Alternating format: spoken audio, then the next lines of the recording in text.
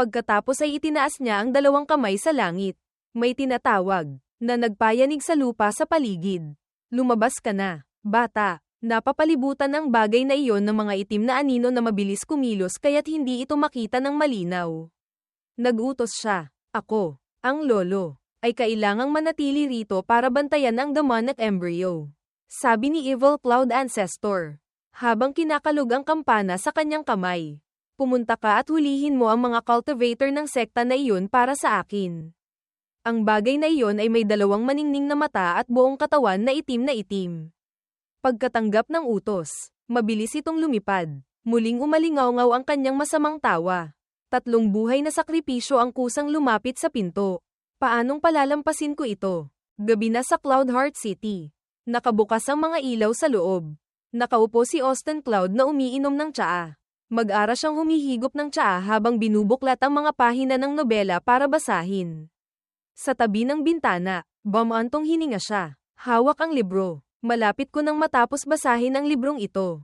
Nasiyahan siya. Masayang binuklat ang huling pahina. Ang pagkakakilanlan ng misteryosong salarin sa likod ng lahat ay malapit ng mabunyag. Nasasabik siya. Nanlaki ang mga mata. Ngunit ang bumungad sa kanya ay isang larawan kasama ang mga salitang. Gusto mong malaman kung sino ang salarin. Hindi ko sasabihin sa iyo. Nagdulot ito sa kanya ng matinding pagkabigla. Natigilan siya. Hindi napigilan ni Austin Cloud na magmura. Walang hiyang bata. Ang sigaw ay nagpayanig sa buong Cloudheart City. Nagtanong ang mga tao sa isa't isa. Anong nangyari? Lindol ba? Agad siyang lumipad palayo sa isang iglap. May nakakita. Nagtataka. Diyos ko. Ano iyon? Sa isang iglap, nakarating na siya sa Cloudheart Mountain Range. Naisip niya, hindi kaya si Luna Vu? May mainit na ulo. Sinabi niya sa sarili. Kahit kailangan kong patagin ang buong Cloudheart Mountain Range. Hahanapin kita. Sa Cloudheart Mountain Range. Kung saan naglalakad ang grupo ni Luna Vu. Ay napakalungkot at tiwangwang. Nagsalita siya. Nagtatanong. Anong nangyari sa gubat na ito? Habang palalim ng palalim. Lalong nagiging bulok. Unti-unting sama-sama ang kanyang kalooban. Takot ang nagsisimulang lumitaw sa kanyang puso. At saka, bakit pakiramdam ko ay may nakatitig sa akin? Biglang lumingon si Byron. Malakas na nagsabi, hindi tama, may papalapit sa atin. Nagulat silang dalawa. Agad siyang inatake ng isang itim na anino. Ngunit masyadong mabilis itong kumilos kaya't walang nakakita. Parehong natigilan si Luna Vu at Moyon. Sumigaw siya, Junior brother. Mabilis siyang tumakbo para saluhin si Byron. Tinawag, Junior brother. Habang sinusuri niya ang kalagayan ni Byron. Sumigaw si Luna Vu. Fellow Taoist mo, mag-ingat ka. Ngunit dahil sa pagiging pabaya, inatake na rin siya sa isang iglap. Sa sandaling ito, pareho na silang bumagsak. Si Luna Vu na lamang ang natira. Natatakot siyang nagtanong, sino iyon? Nanginginig ang buong katawan niya. Nauutal na sinabi, lumabas ka. Ngunit ang itim na anino na iyon ay lumitaw na sa likuran niya. Hindi siya nakakilos. Nanlaki ang mga mata. Ngunit unti-unti nang pumipikit ang kanyang mga mata. Yumuko si Austin Cloud. Tahimik na nag-iisip. Kakaiba. Kanina pa. Nararamdaman ko pa ang pagsabog ng spiritual energy mula sa kanila. Nakatayo siya sa tapat. Maingat na tinitingnan ng masukal na gubat sa harap. Ang leleyan ng kanyang damit ay malakas na umiihip sa hangin. Kakaiba ang katahimikan. Bakit bigla silang nawala sa isang iglap? Nag-aalangang huminto si Austin Cloud. Dahan-dahan niyang naramdaman ang hangin sa paligid. Wala ring bakas ng labanan. Bakit sila nawala? Kakaiba. Sino kaya ang gumawa nito? Biglang tila may gumambala sa espasyo sa paligid niya. Ang mga dahon ay umugang. Pagkatapos ay dahan-daang nahulog. HMPH. Bahagyang ipinikit ni Austin Cloud ang mga mata. Ginamit ang kanyang pangunawa sa katawan para maramdaman ang paligid. Sa sandaling ito, agad na lumitaw sa itaas ng kanyang ulo ang isang malaking bilog ng alo ng tunog. Sa hangin, tila may nakatagong kung ano.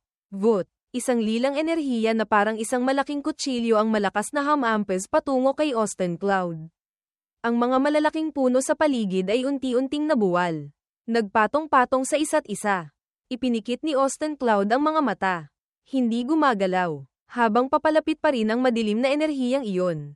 Agad niyang iminulat ang mga mata. Ang mapusyaw na asul na mga mata ay nanlilisik sa tapat. Ang lilang kinetic energy ay mabilis na sumugod paitaas. Direktang tinutumbok ang kanyang mahalagang bahagi. Dumilim ang mukha ni Austin Cloud. Nakatingin sa kalaban. Ang ekspresyon ay nakakatakot hanggang sa manginig. Sino ka? Anong gusto mong gawin? Nanginginig ang mabilog na kamay ng kalaban. Pilit na hinahawakan ang sandata. Isa siyang maliit na batang babae na may magandang mapusyaw na kayumangging buhok. Nanginginig siyang tumingala, nag-aalangan. Hindi nangangahas na kumilos. Tahimik na tiningnan ni Austin Cloud ang taong kanina papuno ng killer intent. Ngayon ay umurong na parang isang maliit at cute na bulak. Yumuko siya. Mahinang nagtanong. Hindi ka makapagsalita, bilang kapalit. Isang malakas na pagtango mula sa kalaban. Muling dumilim ang ilalim ng mga mata ni Austin Cloud. Ang tatlong cultivator kanina. Ikaw ang nagpabagsak sa kanila.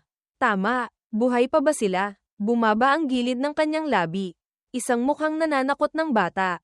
Bilisan mo. Dalhin mo ako sa kanila. Ako, paparusahan kita. Nagdulot ito ng panginginig sa bata hanggang sa pagpawisan ng husto. Sa sandaling ito, isang mabangis na ungol ang biglang umalingaw-ngaw mula sa malalim na kagubatan. Na nagpagulat sa kanilang dalawa. Ang kawawang maliit na babae ay yumuko. Mahigpit na ipinikit ang mga mata sa takot. Agad siyang lumingon. Tumakbo palayo. Iniwan si Austin Cloud na may tulalang ekspresyon.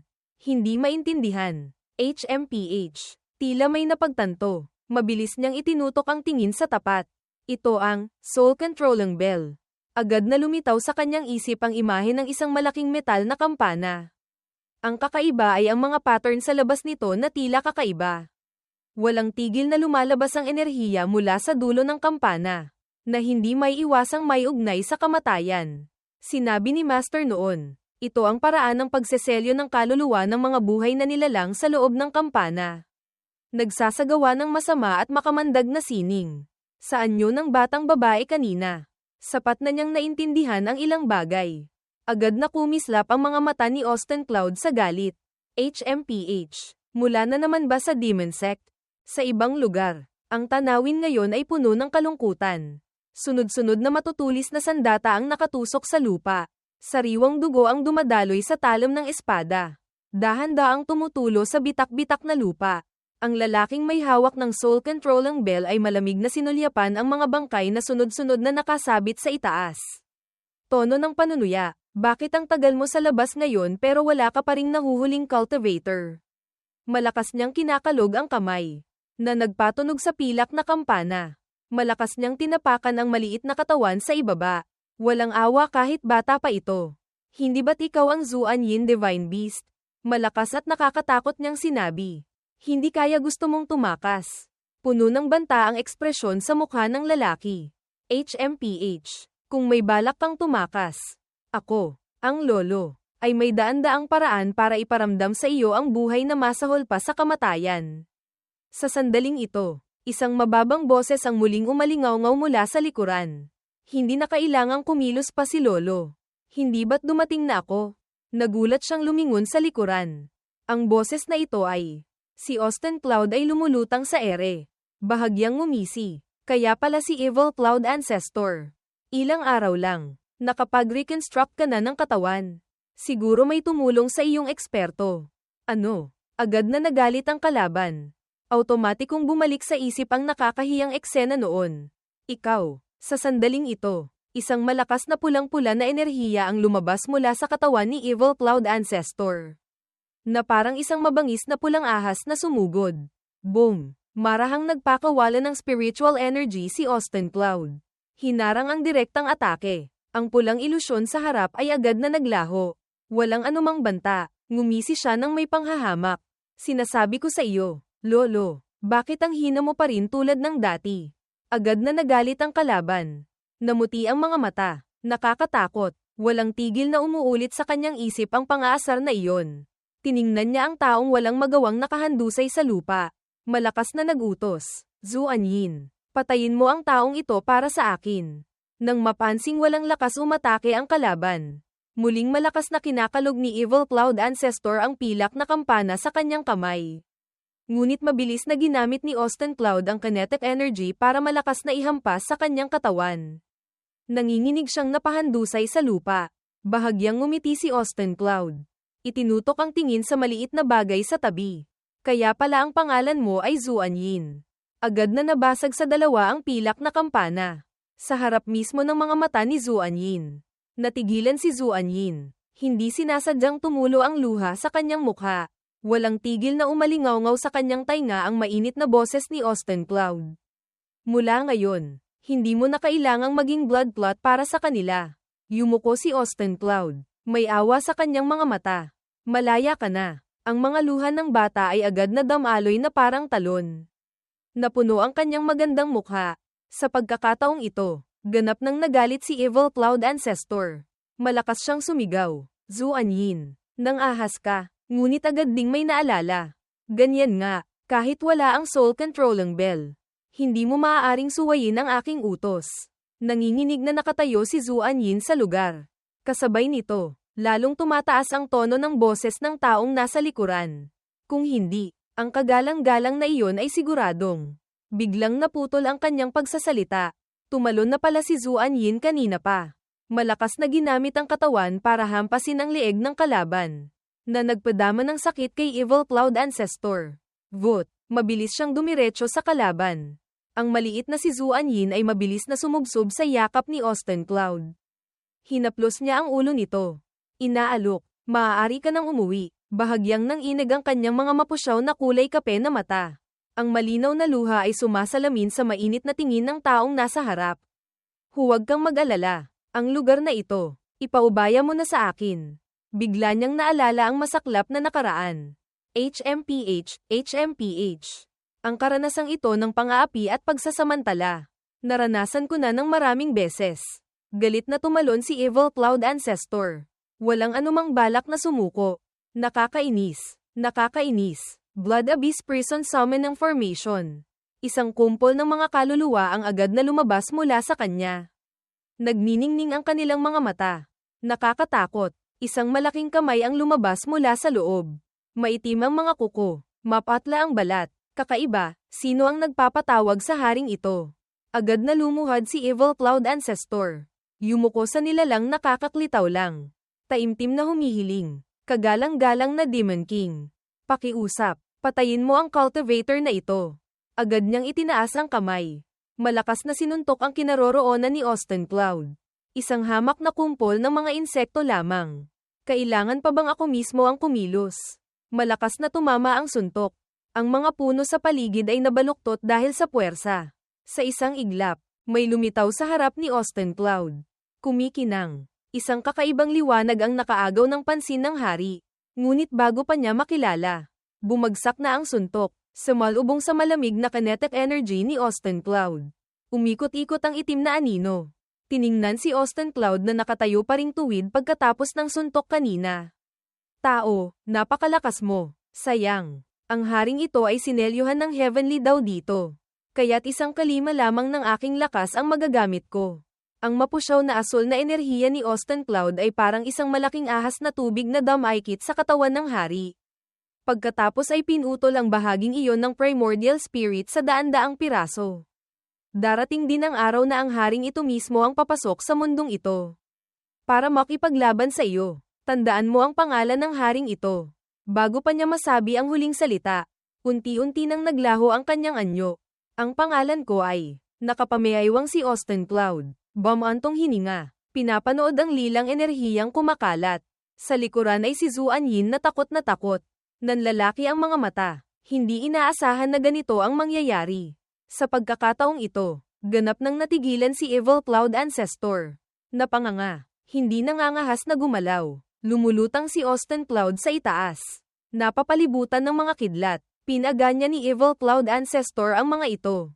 Kasabay ng isang pagpapatibay. Sa pagkakataong ito, hindi na kita patatawarin pa.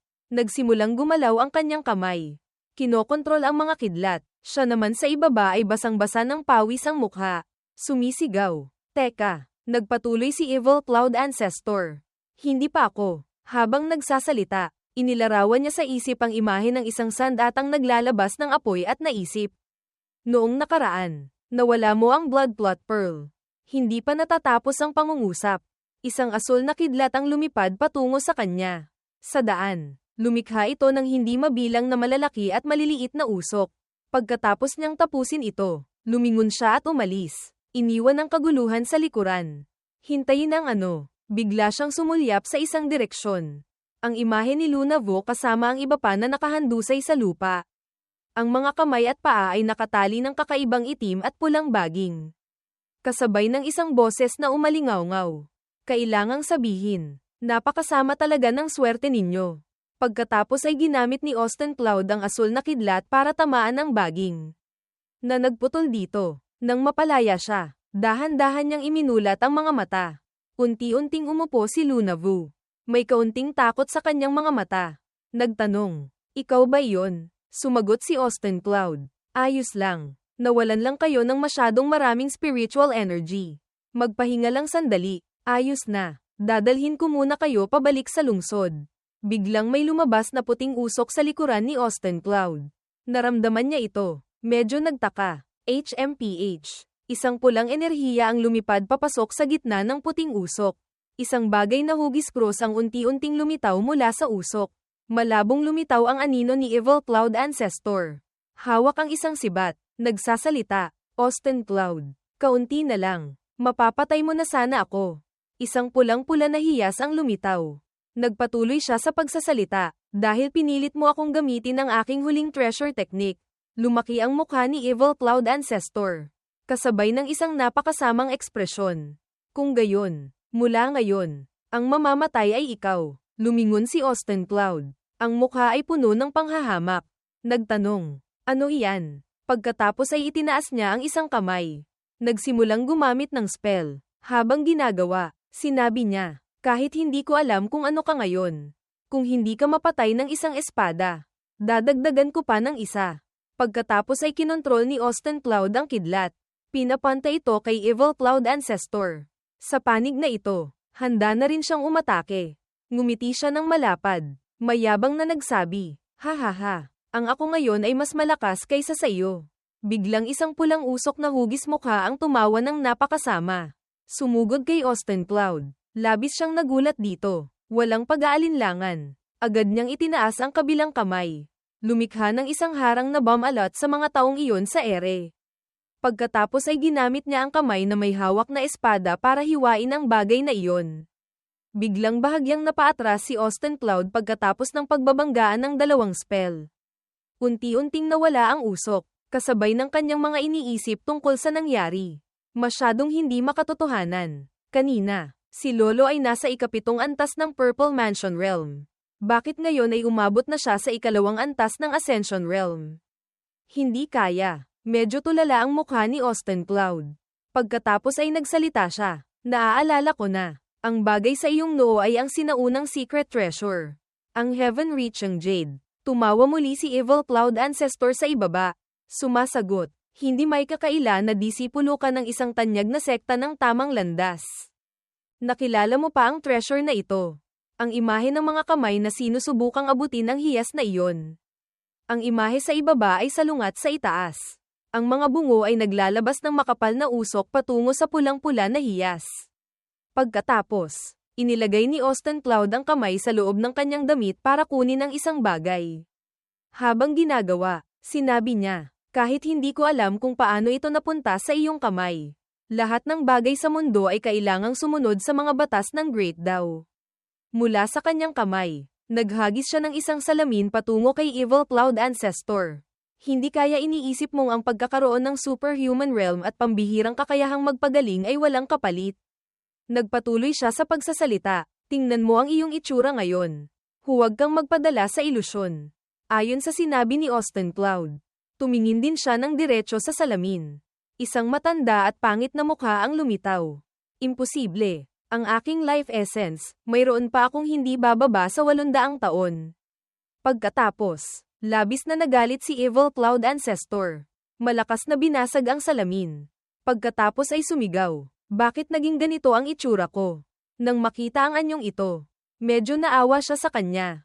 HMPH. Ang sinaunang secret treasure na iyan ay isa lamang masamang demonyo na sumisip-sip ng iyong life essence. Sumigaw si Evil Cloud Ancestor. Tumahimik ka. Basang-basa na siya ng pawis. Nanginginig. Inilagay niya ang kamay sa ulo. Pinapakalma ang sarili. Hanggat maibabalik ko ang demonic embryo. Ang kagalang-galang na iyon ay siguradong bibigyan ako ng pill para ibalik ang aking life essence. Ngayon, kailangan ko lang gamitin ng tama ang heaven-reaching jade. Siguradong mapapamahalaan ko ang mundong ito. Nang marinig iyon ni Austin Cloud, nainis siya. Naghanda para umatake. Pagkatapos ay nagsalita, mukhang tuluyan ka nang nawalan ng katinoan. Ang heaven-reaching jade na ito ay talagang nakakatakot. Sa sandaling ito, itinaas ni Evil Cloud Ancestor ang daliri sa bibig. Pagkatapos ay kinagat hanggang sa damyugo. Sinabi ko nang tumahimik ka. Itinapat niya ang daliring may dugo sa hiya sa kanyang noo. Biglang lumipad ang buong katawan niya paitaas. Sa paligid kung saan nakatayo si Evil Cloud Ancestor, ang lupa ay nabitak din. Pagkatapos ay lumipad paitaas kasama si Evil Cloud Ancestor. Naging isang nagniningas na pulang aipo-aipo. Mabilis na sumugod si Austin Cloud. Ginamit ang espada para atakihin ito. Sword drawing stance. Bigla siyang may nakita. Ang ekspresyon ay labis na nagulat. HMPH. Bigla siyang umatake, na nagdulot ng kaunting dugo mula kay Austin Cloud. Ang imahe ni Evil Cloud Ancestor na hawak ang sandata sa kamay. Ang pulang hiyas ay nagniningning sa gitna ng madilim na mukha. Kasabay ng kanyang paghanga, hindi ko inaasahan na ito pala ang lakas ng ikalimang antas ng Ascension Realm. Ang usok pagkatapos ng labanan ay unti-unting nawala. Pagod na humihingal si Austin Cloud. Nakaupo sa lupa, hinawi niya ang damit. Sa loob ng dibdib ay lumitaw muli ang isang piraso ng papel. Muling nagsimulang gumalaw si Evil Cloud Ancestor. Naghahanda para sa isang bagong pag-atake. Ang kanyang mukha ay labis na nakakunot. Ang mga mata ay puno ng ugat. Nagmumura, Zuan Yin. Walang hiya kang bata. Sa sandaling ito, ang batang iyon ay nanginginig ang buong katawan. Lumulutang sa ere. Nagpakawala si Evil Cloud Ancestor ng isang nagniningas na pulang enerhiya patungo kay Zuan Yin. Kasabay ng sigaw, nang ahas kang magrebelde, mabilis na sumugod si Austin Cloud. Hinaranggan ang bata, at ginamit ang espada para salagin ang atake. Pagkatapos ay sinabi niya sa bata, "Hindi ba't sinabi ko nang umalis ka na?" Patuloy niyang itinulak ang sandata para atakihin si Austin Cloud, na nagdulot sa kanya ng matinding kaba. Lalo pang nahulog ang kanyang damit. Sa sandaling ito, ang papel sa kanyang dibdib ay naging itim. Pagkatapos ay dahan-daang lumipad palayo. Nakakainis. Hindi naaabot. Biglang may lumitaw sa harap ni Austin Cloud. Sinasalag ang sibat ni Evil Cloud Ancestor. "Masama, huwag kang gagalaw." Ang kanyang mukha ay puno ng hindi makapaniwalang pagtataka. Nawala. Lumitaw si Luna Vu sa dating pwesto ni Austin Cloud. Nang makita iyon ni Evil Cloud Ancestor, sumigaw siya. Nagtatanong, "Immortal, ikaw ang may gawa nito." Nagpakawala siya ng isang atake patungo sa kanya. "Mamatay ka." Isang nakakabinging sigaw mula kay Luna Vu ang umalingaw-ngaw. Biglang isang liwanag ang sumabog mula sa ilalim ng lupa. Napanganga siya. Nanlalaki ang mga mata sa gulat. Nauutal. Iyon. Isang pares ng paa ang lumabas mula sa liwanag na iyon. Si Austin Cloud ay may kakaibang anyo. Nagniningning ang mga mata. Ang mga hibla ng buhok ay lumulutang. Dahan-daang iminulat ni Austin Cloud ang mga mata. Mula sa kanyang dibdib, nagsimulang lumabas ang mga kakaibang spiritual energy. Kumislap ang kanyang mga mata. Nakatayo siyang walang galaw. Napakatikas. Tumawa ng baliw si Evil Cloud Ancestor. Sumugod. Hindi tumakas. Bagkos ay lumapit pa para magpakamatay. Nagsimula silang maglaban ng matindi. Biglang natigilan si Evil Cloud Ancestor. Nag-alinlangan siya. Ito. Galit siyang nagsalita. "Paano nangyari ito? Ano ang ginawa mo? Paanong naharang mo ang atake ko?" Sa sandaling ito, sa ibaba, nakatingin si Luna Vu. Nag-iisip, kaya pala napakalakas ng taong ito. Nagsalita si Austin Cloud. "Para harapin ka, sapat na ang kaunting spiritual energy na ito." Nagalit si Evil Cloud Ancestor. Sumigaw, "Nang ahas ka." Pagkasabi nito, nagpakawala siya ng isang malakas na sword strike. Lumilikha ng mga enerhiyang puno ng galit. Nagsasalita ng mayabang, "Austin Cloud, mamatay ka na." Bahagyang ngumiti si Austin Cloud. "Simula sa sandaling inalis ko ang selyo. Talo ka na." Pagkatapos, nagsimula siyang umatake. Tinawag niya, Azure Cloud Sword Art. Agad. Mula sa kinatatayuan niya, isang nakakatakot na lakas ang nalikha. Malakas siyang umatake kay Evil Cloud Ancestor. Sa sandaling iyon, nataranta si Evil Cloud Ancestor. Namutla ang mukha, at hindi niya nakayanan ang lakas na iyon. Unti-unting bumagsak, ang kanyang katawan ay hindi nabuo. Natunaw siya sa kawalan. Si Austin Cloud ay nanatiling matatag. Bumalik siya sa dati niyang anyo. Ang tanawin ay napakagulo. Nasaksihan ang lahat. Nag-isip si Luna Vu. Bumalik na naman siya sa ika-6 na antas ng Spirit Palace Realm. Tiningnan niya. Ulong. At ang hiyas na ito. Tiningnan ang hiyas. Ang kanyang mga mata ay tila na-hypnotize. Napabulalas siya. Napakaganda. Pagkatapos, akmang hahawakan niya ito. Ngunit sa sandaling ito, lumitaw na si Austin Cloud. Lumapit siya. Ulong sa kanyang tainga. Pinapayuhan kita. Mas mabuting huwag mo nang hawakan iyan. Pagkatapos, inabot niya ang kamay. Kinuha ito. Inilagay sa kanyang bulsa. Sa sandaling ito, kinagat ni Luna Vu ang labi. Natatakot. Kanina, nabighani ba ako? Nang marinig iyon ni Austin Cloud. Sumagot siya. Tama. Napakasama ng bagay na iyon. Mag-ingat ka. Katulad ni Evil Cloud Ancestor kanina. Naubos ang kanyang life essence. Sa malabong hamog, biglang lumitaw ang isang maliit na babae. Nasaksihan ito ni Luna Vu. Natigilan. Ikaw ba? Pagkatapos, nagalit siya. Ang umatake sa amin kanina. Mabilis siyang tumakbo. Nagtago sa likod ng damit ni Austin Cloud. Ipinaliwanag niya. Ang pangalan ng bata ay Zuan Yin. Wala siyang balak na manakit. Kinokontrol lamang siya ng soul controlling bell ng Demon Sect. Nauutal na nagtanong si Luna Vu. Ganoon ba? Kung gayon, nasaan ang soul controlling bell na iyon? Sumagot si Austin Cloud. Nasira ko na. Lumapit si Austin Cloud. Hinaplos ang ulo ni Zuan Yin. Sinabi, sige na, ligtas ka na. Maaari ka nang mapanatag. Ngunit kailangan mong mag-ingat ng kaunti. Huwag ka nang magpahuli sa masasamang tao. Naiintindihan mo ba? Tinitigan pa rin ni Luna Vu si Zuan Yin nang may pagdududa. Lumingon siya. Nagsalita. Napakalakas ng batang iyan. Sa totoo lang, maaari mo siyang panatilihin. Sumagot si Austin Cloud. Kung gayon, ano ang pinagkaiba ko sa mga taga-Demon Sect? Nanlaki ang mga mata niya. Hindi nagsalita. Tila hindi siya sang-ayon. Nagdagdag pa. Kung iba ang nasa kalagayan mo, malamang gagamitin din nila ang soul controlling bell para kontrolin si Zuan Yin. Panatilihin siya sa tabi bilang sandata. Pagkatapos, bahagya siyang napagtanto. Mukhang nagkamali ako ng pagkakaintindi sa iyo noon. Bahagyang ngumiti si Austin Cloud. Kung nagkamali ka ng pagkakaintindi sa akin. Pagkatapos ay ngumiti siya ng malapad.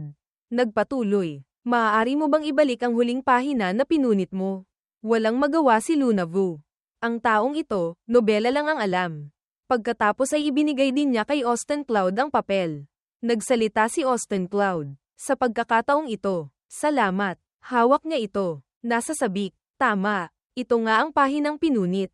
Itinago niya ang papel. Lumingon. Ngumiti. Kanina. Mabuti na lang at tumulong ka. Kung hindi, magiging komplikado. Pagkatapos ay nagdagdag pa siya. Ang nangyari ngayon, sana huwag mong ipagsabi sa labas. Idinagdag pa niya. Ang pagpatay sa matandang Demon Sect Elder ay malaking kontribusyon. Huwag ka nang magtanong ng marami. Ituring mo na lang na pagbabayad ng utang na loob.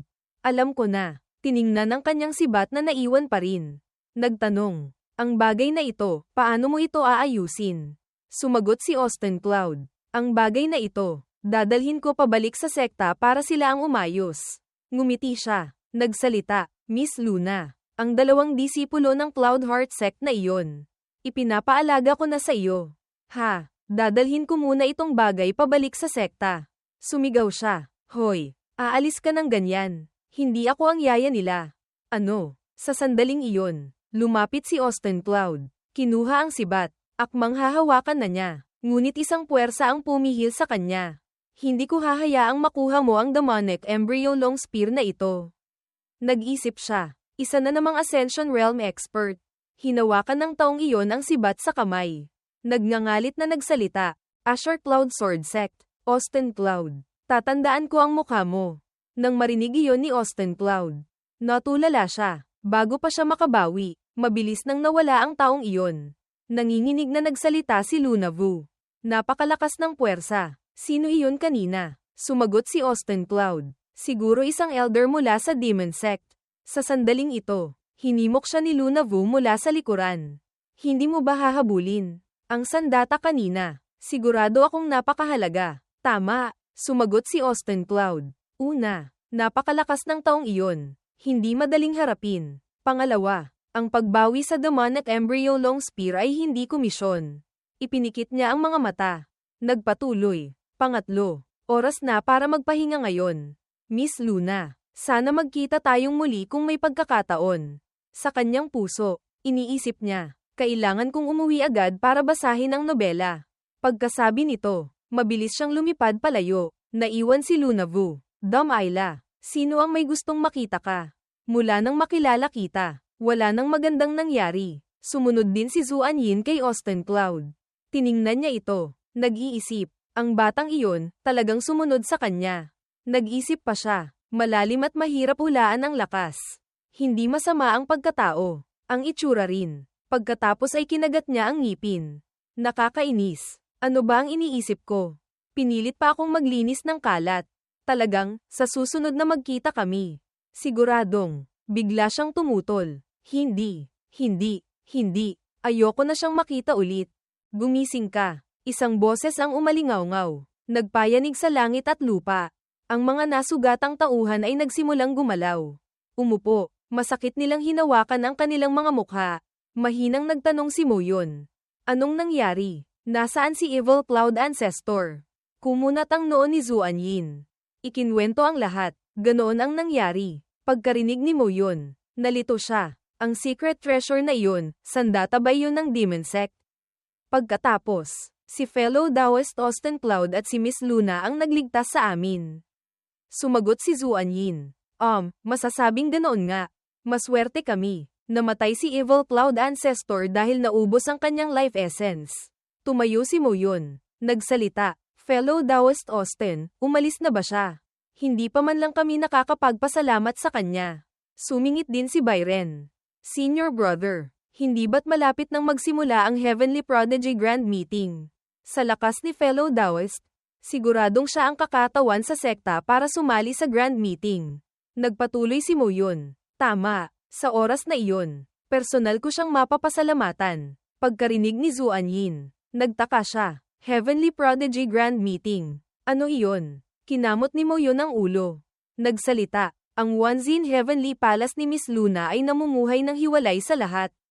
Kaya't hindi mo alam. Hindi rin naman katakataka. Nagsimula siyang magpaliwanag. Karamihan sa mga puwersa sa East Wasteland ay sumali sa Sect Alliance.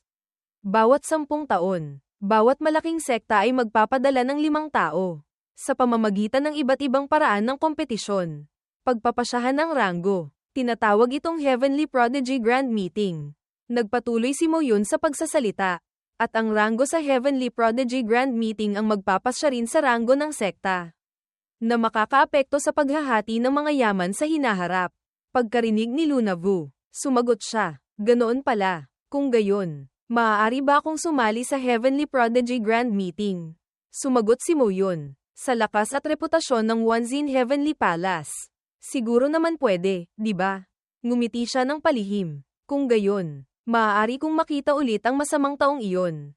Lalong naging tuso ang kanyang ngiti. Mukhang kailangan kong bumalik sa sekta. Lumipat ang espasyo kay Austin Cloud. Habang lumilipad, nag-iisip siya. Ikaw, kanina, ano ba talaga ang iyong pinagmulan? Nag-isip siya. Para magamit ang ganoong klaseng magic power, kailangan ng napakalaking spiritual energy at napakahusay na teknik. Binigyang diin niya ang kanyang lakas, maliban kung bubuksan ko ang 1/4 ng aking selyo. Kung hindi ako ang kanyang kalaban. Malalim siyang nag-isip, ngunit ngayon, naglipa na ang Demon Sect, pati si Master ay naambush. Nagpatuloy siya. Ang demonic embryo long spear ay isang bagay na hindi mahihiwalay sa Demon Sect. Tiniyak niya, kahit na agawin ko ang demonic embryo. Natatakot akong magdudulot lamang ito ng karagdagang panganib sa sekta. Pagkatapos, tumingala si Austin Cloud sa langit. Nagsalita, nais ko lamang mamuhay ng mapayapa sa Asher Cloud Sword Sect. Paanong magagawa kung magdulot ng ganitong kapahamakan? Biglang lumitaw sa likuran niya ang isang kakaibang ihip ng hangin. Nagduda siyang lumingon sa likuran. Malamig siyang nagsalita, "Bakit mo ako sinusundan?" Hindi pa natatapos magsalita, sumubsob na si Zuan Yin sa kanyang dibdib. Labis siyang nagulat, "Bakit ka sumunod hanggang dito?" "Ikaw." Tiningnan niya ito. Nagdagdag, "Hindi kaya wala kang mapupuntahan kaya gusto mo akong sundan." Lalong humigpit ang yakap ni Zuan Yin sa kanya. Nag-isip siya sandali, pagkatapos ay nagsalita, "Maaari kitang kupkupin. Ngunit kung sa hinaharap ay gusto mong umalis, hindi mo na kailangang magpaalam sa akin. Maaari kang umalis anumang oras." Ganoon na lamang sumubsob si Zuan Yin sa kanya. Humahagulgol. Hinaplos niya ang ulo nito. Ngumiti. "Hindi ko inaasahan na ang isang tulad kong manggagawa ay makakapulot ng isang divine beast sa daan pauwi." Pagkatapos mag-isip, niyakap niya ito at lumipad. "Mabuti na lang. Sa mata ng iba, isa ka lamang ihip ng hangin. Makakabawas din ito ng maraming problema. Sa hinaharap, kung may pagkakataon, siguradong tutulungan kitang lutasin ang problema sa pagsasalita." Mahina niyang sinabi sa kanya.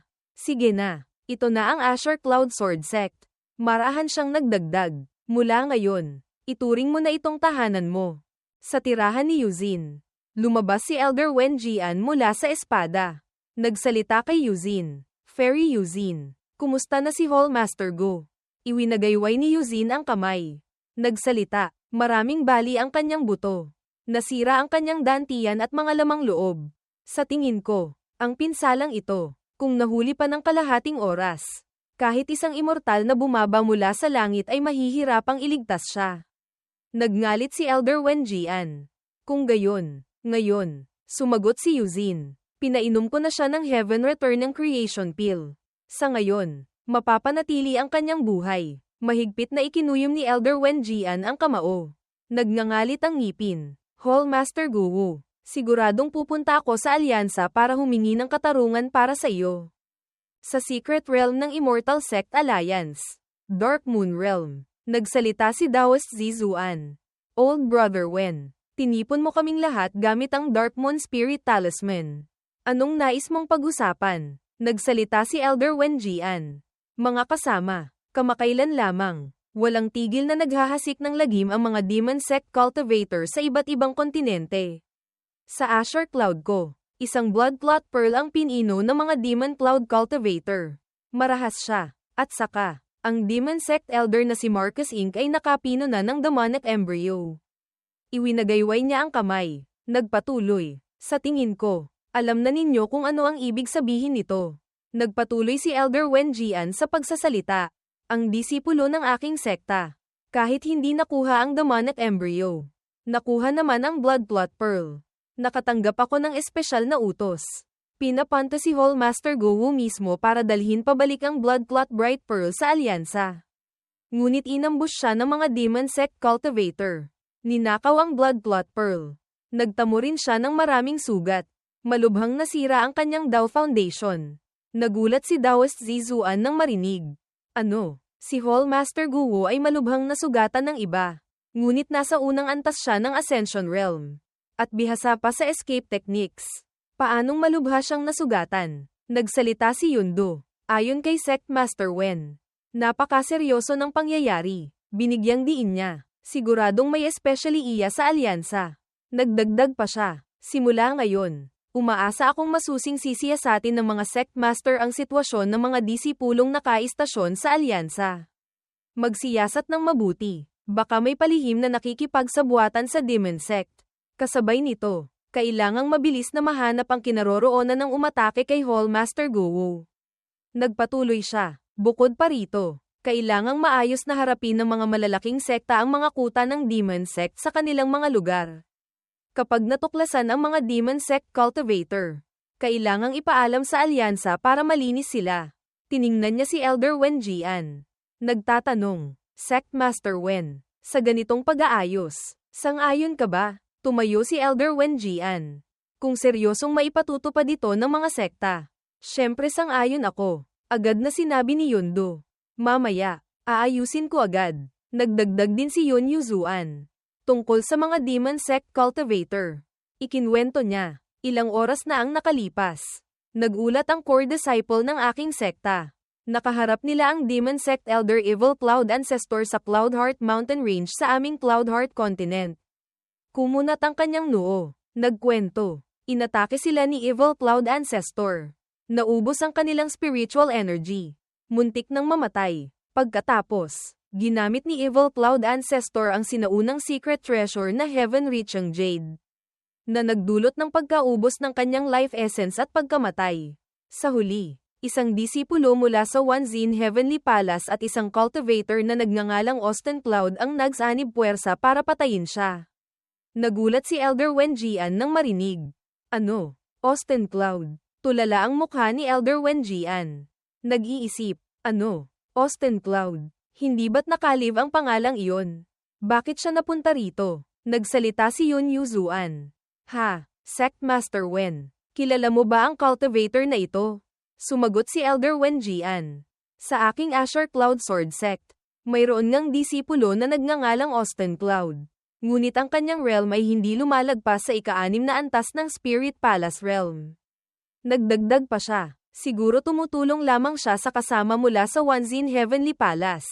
Pagbalik ko, tatanungin ko siya. Sa sandaling iyon, nagsalita si Sushing. Mga kasama, kamakailan lamang, mas madalas nang kumikilos ang Demon Sect. Para maiwasan ang panganib na ito sa hinaharap.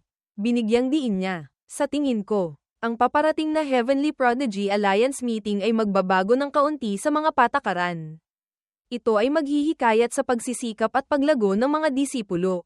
Hindi ko alam kung ano ang inyong opinyon. Ipinag-cross ni Daoist Zizuan ang mga braso. Nagkomento. Ang bagay na ito, ngunit mula nang itatag ang Immortal Sect Alliance.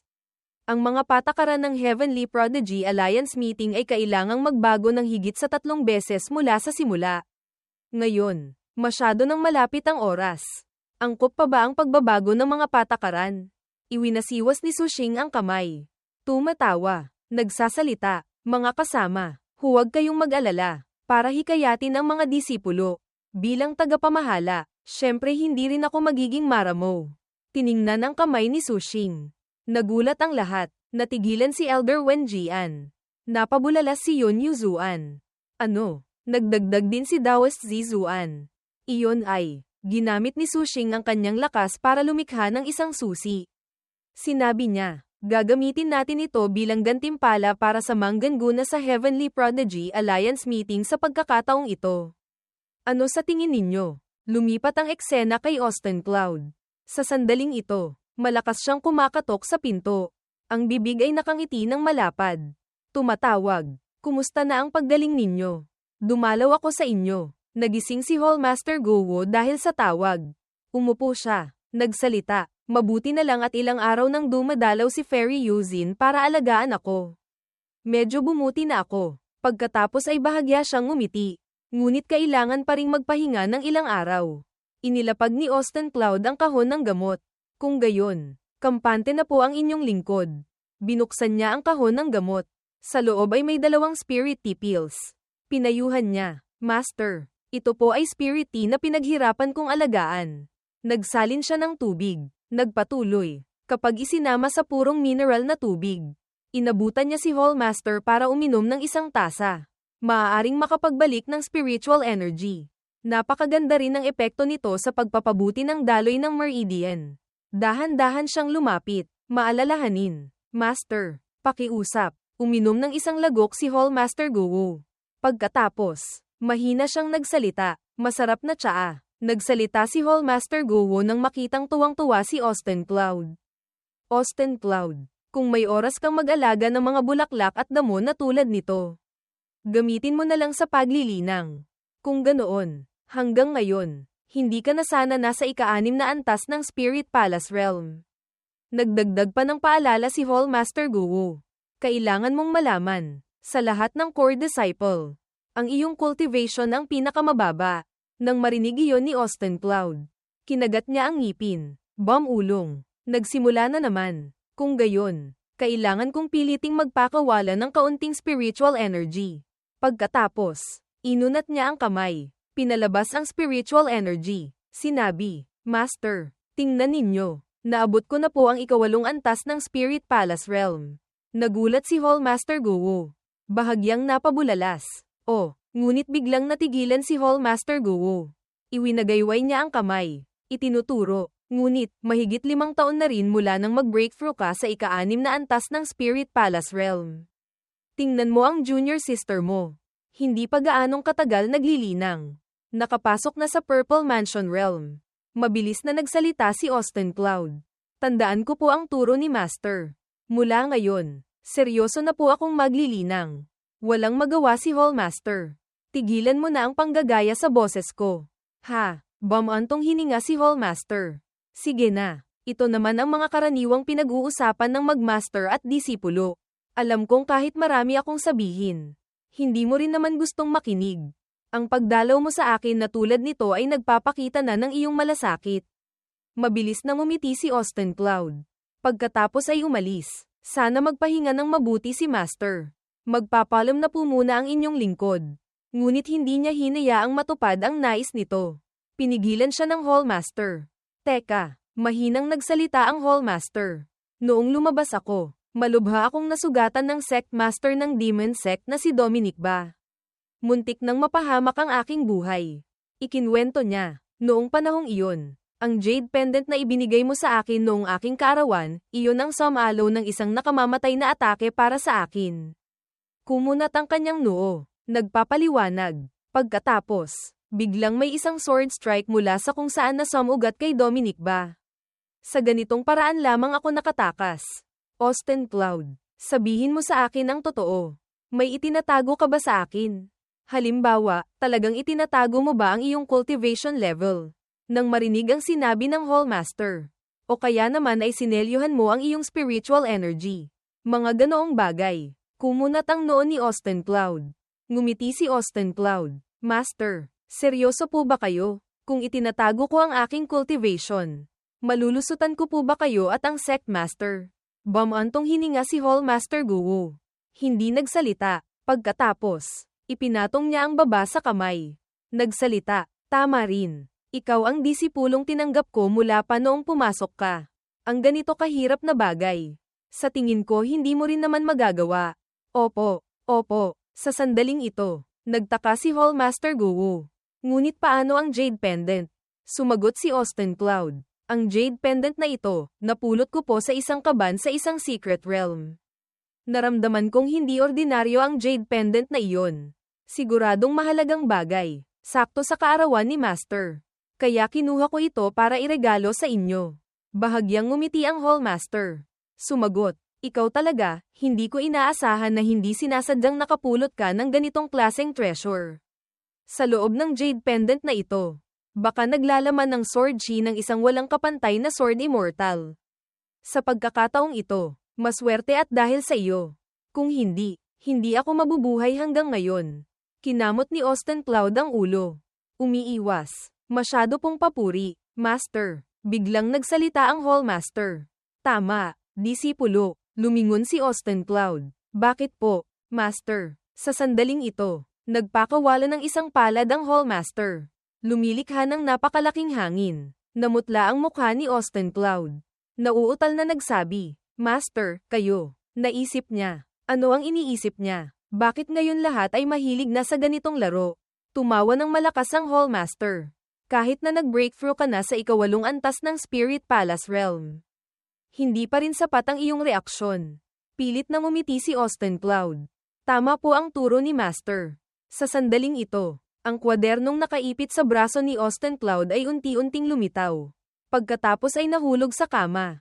Nagulat ang Hallmaster. Ito ay, nataranta si Austin Cloud. Tila may itinatago siya. Mabilis na kinuha ni Austin Cloud ang libro. Nagmamadali niyang itinago ito sa loob ng damit. Namumula. Nagsalita siya. Master, ito po ay ilang mga bagay na pampalipas oras ko lamang araw-araw. Iwinagayway ng Hallmaster ang kamay. Sige na, maaari ka nang umatras. Nagdagdag pa siya. Araw-araw, dapat mong unahin ang paglilinang. Mas mabuting bawasan ang pagbabasa ng mga librong ito. Nagtaka si Austin Cloud. Kakaiba, hindi inaasahan. Hindi ako pinagalitan ni Master. Sumigaw ang Hallmaster. Hindi ka paalis. Pagkatapos, Lumabas si Austin Cloud sa silid. Dahan-daang itinaas ng Hallmaster ang kumot. Sa kama, lumitaw ang librong hawak niya kanina. Hindi ko inaasahan, si Austin Cloud ay may ganitong mata sa pagpili, tila binabasa pa niya ang librong isinulat ko. Tiningnan niya ito. Namumula. Ang libro niya ay isang signed limited edition. Hindi kaya noong nagbakasyon siya. Pumunta siya sa Cloud Heart City para lamang bilhin ito. Umuubo siya ng malakas. Nagsasabi. Ngunit, mas mabuti pa ring hindi niya malaman ang bagay na ito. Sa loob ng marangyang bulwagan, isang mahalagang pagpupulong ang nagaganap. Sigurado akong narinig na ninyong lahat. Nakatayo si Elder Wen Jian sa gitna. Nagsasalita sa mga kalahok. Magbabago ang mga patakaran ng Heavenly Prodigy Grand Meeting. Si Hallmaster Feng Tianli ng Wind Spirit Hall ay nag-aalangang nagbigay ng opinyon. Sect Master, hanggang ngayon, ang Heavenly Prodigy Grand Meeting ay laging itinuturing na mahalaga. Ginagamit ang martial arts para sa pakikipagkaibigan. Paanong sa pagkakataong ito? Talagang kailangan. Ngumisi si Elder Wen Jian. Tama, sa pagkakataong ito. Para subukan ang kakayahan ng mga disipulo ng iba't ibang sekta na umangkop sa mapanganib na sitwasyon, pagkatapos bumoto ng 10 sect master. Kung ang boto ay 7 hanggang 3, aaprobahan ang pagbabagong ito. Ang mga pagbabagong ipinapatupad ay may napakalaking epekto. Una, inalis ang patakaran na hindi dapat saktan ang buhay ng iba. Upang matiyak ito, may idinagdag na bagong batas, lahat ng cultivator bago pumasok sa larangan ng digmaan ay kailangang pumirma ng kasunduan sa buhay at kamatayan, life and death waiver. Pagkatapos, para mapataas ang tiwala ng mga sekta, kapag nagsimula na ang laban, ang mga elder ng bawat sekta ay magsisilbing tagapagtanggol, Dharma Protector, para sa kanilang mga disipulo. Ngunit kung may mangyaring pinsala o kamatayan, hindi dapat magalit ang mga sekta. Ang mga nandoon, pagkarinig nito, ay nagpakita ng kaunting pag-aalala.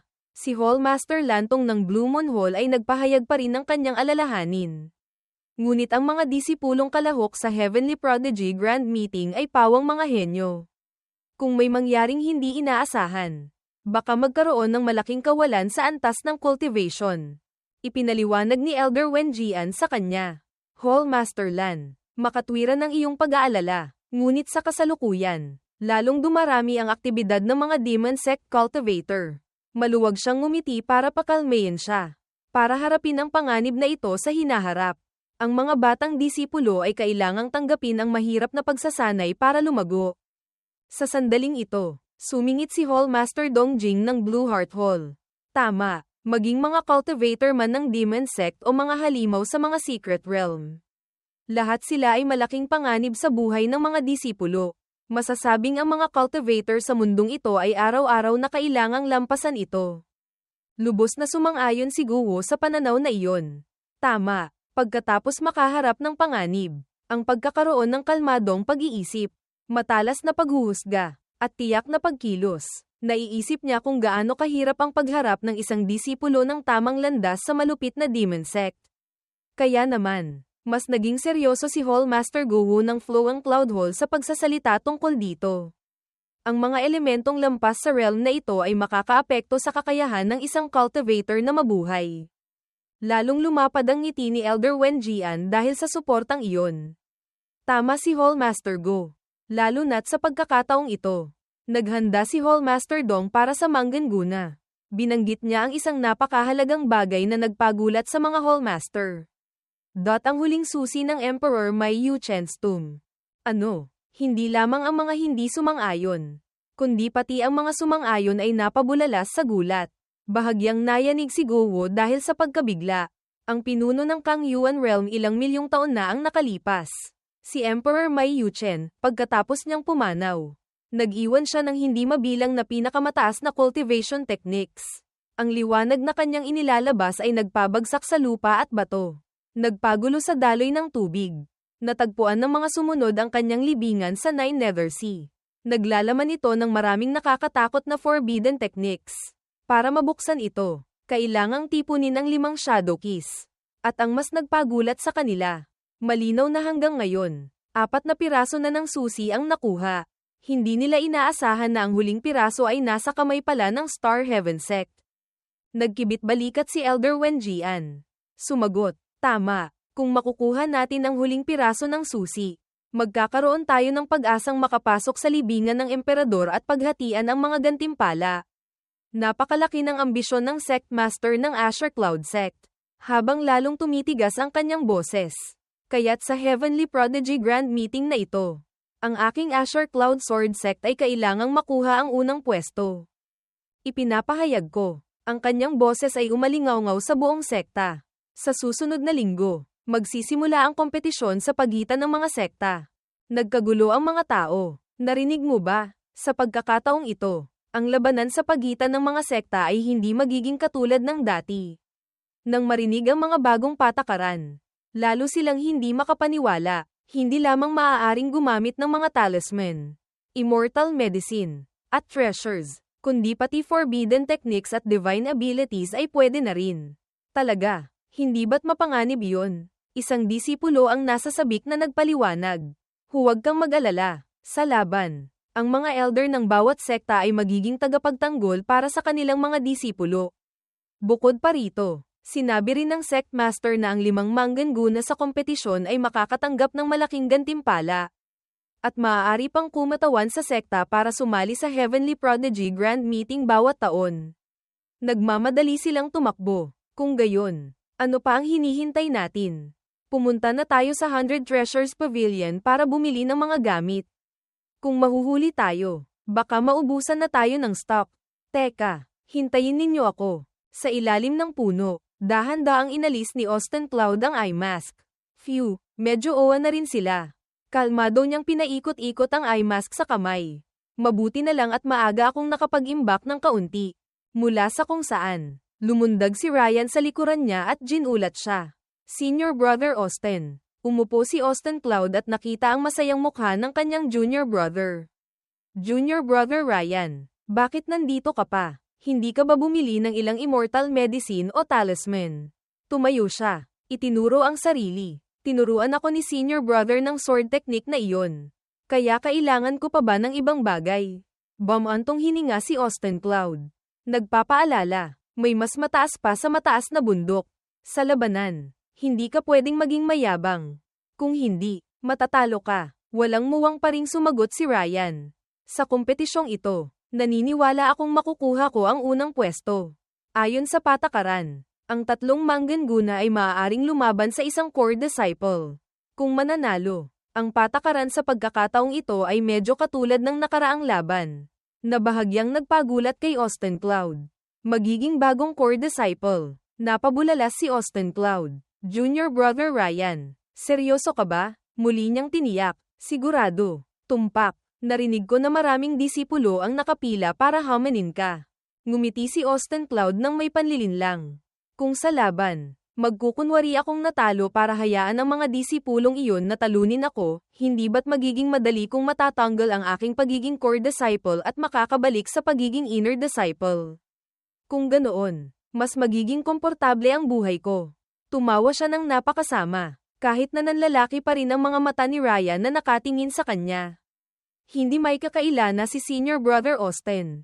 Kaharap ang hamon ng maraming Junior Brother. Hindi man lang siya natataranta.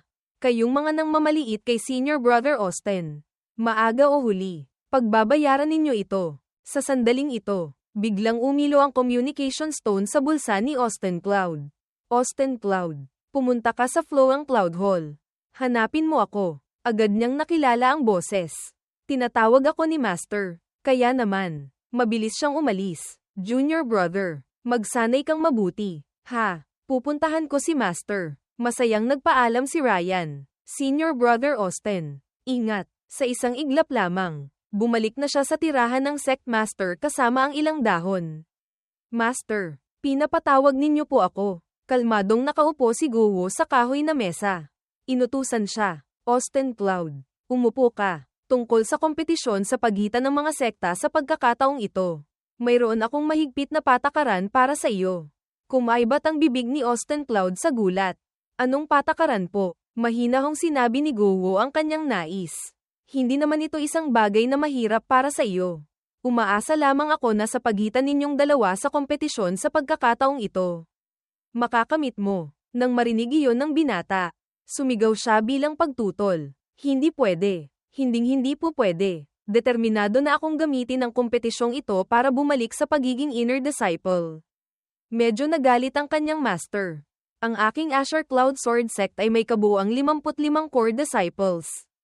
Austin Cloud, kailangan mo lang maging mas masipag ng kaunti. Napakadaling maging isa sa 10 namunguna. Nanlalaki pa rin ang mga mata niya.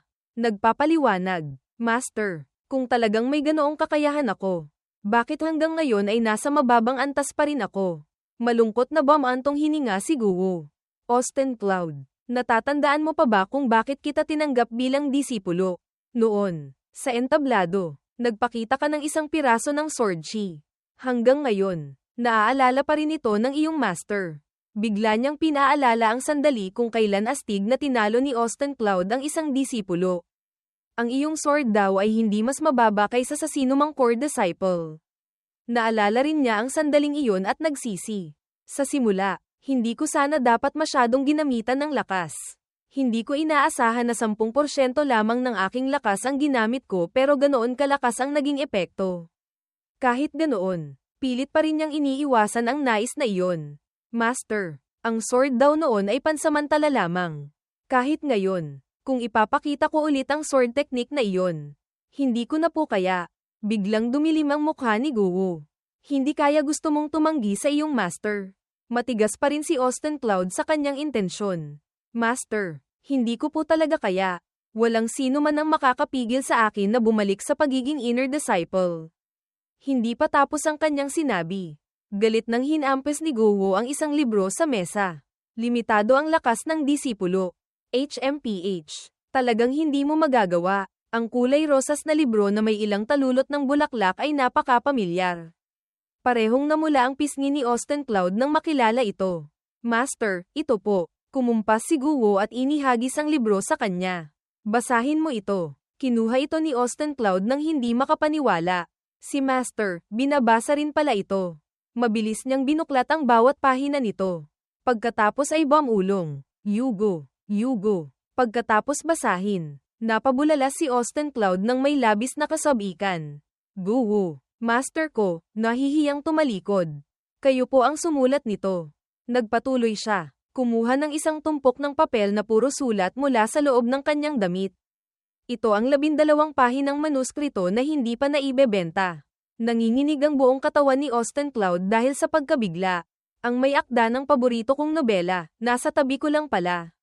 At napakalapit pa naming master. Pagkatapos ay bigla siyang may napagtanto, na nagdulot ng pawis sa kanyang pisngi dahil sa matinding pag-aalala. Tinanong ni Austin Cloud siya. Master, sinabi ninyo sa akin ang bagay na ito, hindi kaya gusto ninyong. Kinuha muli ni Guo ang libro mula sa kanyang kamay na may napakatusong ngiti. Pagkatapos, ang bawat salitang sumunod ay tila tumatak sa isipan ng disipulo. Kung hindi ka makapasok sa top 20, ang kapalit nito. Inihayag niya, papatayin ko ang little junior sister. Ang pangunahing karakter sa librong ito. Ang sinabi ng kanyang master ay parang kidlat sa pandinig ni Austin Cloud. Papatayin ko ang little junior sister. Ang pangunahing karakter sa librong ito. Ano? Si little junior sister ang karakter na gusto ko. Agad siyang sumugod kay Guo at sinisi ito. Master, paano ninyo nagagawang pagpasyahan ang kapalaran ng karakter ng basta-basta? Mahaharap ba ninyo ang mga nagmamahal sa librong ito? Hindi pa tumigil si Guo. Kahit nanigas ang kanyang mukha. Bukod pa riyan, ipakakasal ko ang senior sister ng pangunahing karakter sa iba. Mas lalo pang nabigla si Austin Cloud. Sa sandaling ito, walang tigil na naglalaban ang kanyang kalooban. Iyon ang pangalawa kong paboritong karakter. Master, napakalupit ninyo. Ngunit mabilis siyang natauhan mula sa pagkakatangay. Nagsalita si Austin Cloud. Binabantaan ang kanyang master. HMPH. Master, hindi ba kayo natatakot na sasabihin ko sa sect master ang tungkol sa pagsusulat ninyo ng nobela? Marahang binuksan ni Guo ang takip ng tasa ng tsaa. Ngumisi. Sumagot. Kung gayon, papatayin ko muna ang kababatang kaibigan ng pangunahing karakter sa harap niya. Sumakit ang dibdib ni Austin Cloud hanggang sa dumura siya ng dugo.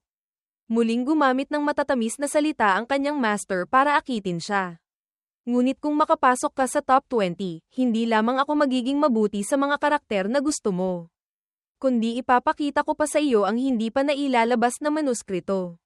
Bukod pa riyan, ibibigay ko pa sa iyo ang ilang hindi pampublikong side story at ilang mga guhit na larawan. Sa harap ng toksong iyon, walang tigil na nanginginig si Austin Cloud. Sa huli, kinailangan niyang sumuko, ginulo ang buhok, bumantong hininga. Sige, sinabi ninyo iyan. Kailangan ninyong tuparin. Pagkatapos, lumabas siya at hindi sinasadyang nakasalubong si Q-Tian. Senior Brother Austin, may mukhang hindi may larawan sa pagkaasar. Marahan niyang inilagay ang kamay sa balikat ng kasama at sinabi, Q-Tian, pinapatawag ka ng Hallmaster. Dala pa rin ang masamang loob na iyon. Umalis siya, na nag-iwan kay Q-Tian na puno ng mga tanong. Matagumpay na nakumbinsi ni Guo si Austin Cloud kaya't napakasaya niya. Kumpara sa iniisip ko, medyo tamad pa rin. Pumasok si Q-Tian sa sandaling ito. Nagulat sa kanya, nagbibigay pugay. Hallmaster, bakit po masaya kayo ngayon? Hallmaster, nakangiting inutusan siya ni Guo. Q-Tian, pumunta ka sa reflecting seal peak sa tabi. Ipaalam mo kay Senior Sister Melody Swordheart na nasa seclusion ng isang importanteng bagay. Ang susunod niyang alalahanin ay si Melody Swordheart. Ang batang iyon, masyadong nagsasanay ng walang tigil kaya nakalimutang tingnan ang anunsyo mula sa Jade Talisman. Agad na sumunod si Q-Tian at sumakay sa espada papunta sa reflecting seal peak. Opo, bumaba siya sa lupa ng medyo marahas. Tumayo sa harap ng isang saradong kahoy na pinto. Malakas na sumigaw si Q-Tian. Senior Sister Melody. Si Q-Tian ng Flowing Cloud Hall ay humihiling ng audiency. Naghintay siya sandali, ngunit walang sumasagot, na nagpatingala sa kanya. Walang sumasagot. Si Senior Sister Melody, talagang nasa seclusion state na siya. Katatapos lang niyang magsalita, isang malakas na spiritual energy ang nagtipon sa gitna ng ere. Ang hanging nilikha nito ay napakalakas. Na tila itutulak palayo ang mga nasa paligid. Lakas loob na pumasok si Q-Tian sa loob at malakas na tumawag. Senior Sister Melody. Agad na nanlaki ang kanyang mga mata sa gulat.